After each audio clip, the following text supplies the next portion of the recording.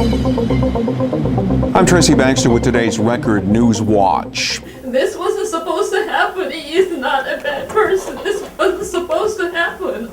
Those words today from Baina Koch, the mother of Leonard Whittle, the 25-year-old Middletown man who was shot and killed by Middletown City police officers Tuesday afternoon outside Sam's Food Store on Academy Avenue. Police say Whittle had gotten into a dispute with another man and was chasing him with a knife in and around the store when officers got the call. Whittle was shot outside the store, and the two police officers involved, identified by sources as Patricia Doremus and Frank Speranza, have since been placed on administrative leave pending completion of an investigation by the Orange County District Attorney's Office and State Police. There's still interviews that are being conducted. We're still soliciting the public, if there's video, if there are witnesses out there who may have seen what happened, to contact the police or the DA's office and provide whatever information that they have.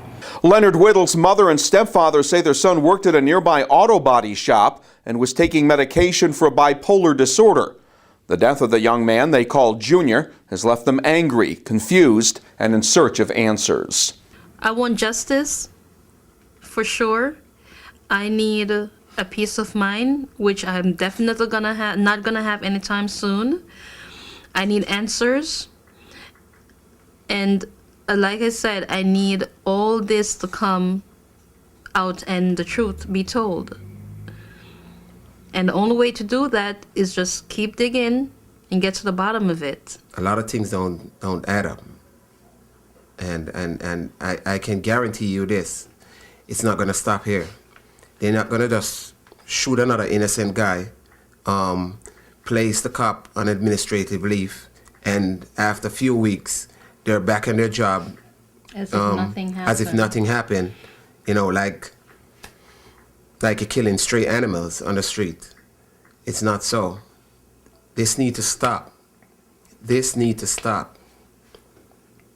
They're here to protect, not just to kill. They could have dealt with the matter differently. An autopsy was due to be performed today. Police did not reveal any further information about the incident. In Kingston, city police have arrested a man for the brutal beating of a woman who had previously obtained an order of protection against her attacker. Police say 20-year-old Quashawn Thomas bound and gagged the woman, beat her, and then burned her with a hot knife and threatened her with a hammer if she tried to escape from the Colonial Drive residence. The woman did manage to flee and called for help from a neighbor's house. Thomas tried to escape by jumping from a second-story window. He faces an assortment of charges, including felony assault, unlawful imprisonment, resisting arrest, and possession of stolen property. Police say he had stolen a credit card from his victim, and Kingston police officers say the woman was beaten in the presence of a 3-year-old child. Monticello Mayor Gordon Jenkins has more than his share of detractors, but they were not among those speaking out during last night's village board meeting. Instead, about 50 residents packed the meeting room in an apparent show of support for Jenkins, who was arrested on drunk driving, resisting arrest, and other charges last weekend, his third arrest during his 5 years as Monticello mayor. Jenkins, through his attorney, has said he has no intention of resigning. During the meeting, his only reference to his arrest was a statement saying he appreciated the support shown by members of the community. He also made reference to what he claims as the negative publicity he has received from the press. Sullivan County Undersheriff Eric Shaboti says it's the latest crime wave to hit the county. He's referring to property stolen from cars. In the last 3 months, sheriff's deputies have investigated 53 car larcenies throughout the county, with thieves stealing laptops, GPS units, and other valuables during hours of darkness. Thieves have also hit 2 dealerships in Bridgeville, where they jacked up cars and stole wheels. Residents should be on the lookout for any suspicious activity in their neighborhood. Sheriff's 24-hour confidential tips line is 845-807-0158. Shaboti says all the vehicles involved had one thing in common: they were unlocked. Help out, stretch the lines out. The less pings, the better the water flows, the better we do with the fire. Huh? Yes, sir. All right, let's make it happen. Let's go. It won't be long before the financially challenged city of Newburgh will have some new blood for its paid member fire department. Thanks to a $2.4 million federal grant, City was allowed to hire 15 additional firefighters, and they're currently in the middle of a 14-week training period that includes hands-on instruction at the Orange County Fire Training Center. And the candidates are learning all about how to effectively respond to the potential scenarios they will face, everything from firefighting techniques to rescue training and code enforcement. Trainers say the new members will provide a big boost to a department that's long been badly understaffed. These 15 men will allow the fire department to return to a level of staffing that we haven't seen in years. Right now the city runs well short of the national standard regarding the number of firefighters we send to a fire.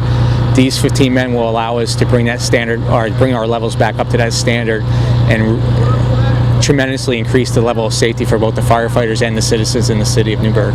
Newburgh fire officials say the additional manpower will help reduce the amount of overtime that they've been paying out. Graduation day is February 14th.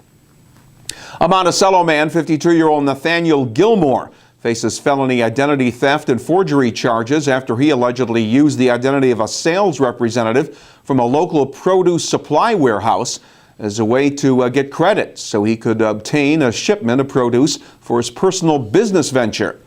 Investigators say more than $3,200 worth of produce was illegally obtained by Gilmore through his use of the false information.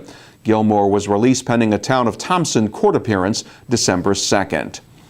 And back on October 5th, 2011, the roof of a gas station in the village of Liberty collapsed on 2 people, trapping the injured victims in the debris. 3 Liberty police officers rushed into the collapsing structure, and despite the risk to themselves, they rescued the trapped men and began medical treatment. One of the officers, New York Army National Guard Sgt. Martin Gonzalez, was awarded the New York State Medal of Valor, the state's most prestigious military award, during a ceremony last Sunday at Camp Smith in Peekskill. While the Medal of Valor is a military award, it can be given to a National Guard member in either a civilian or military capacity. Gonzalez, a resident of Woodburn, had spent 9 years in the Army National Guard. He is now serving in the Fallsburg Police Department. It'll warm up a little in the days ahead. Thursday will be partly sunny with temperatures in the 45 to 50 degree range by afternoon. Friday will be mostly cloudy with some rain expected to move in later in the day. The highs will be up around 50 degrees. You'll get caught up on all that's happening here and elsewhere when you start your day with the Times-Herald Record, and stay connected to news when it breaks right here at Record Online.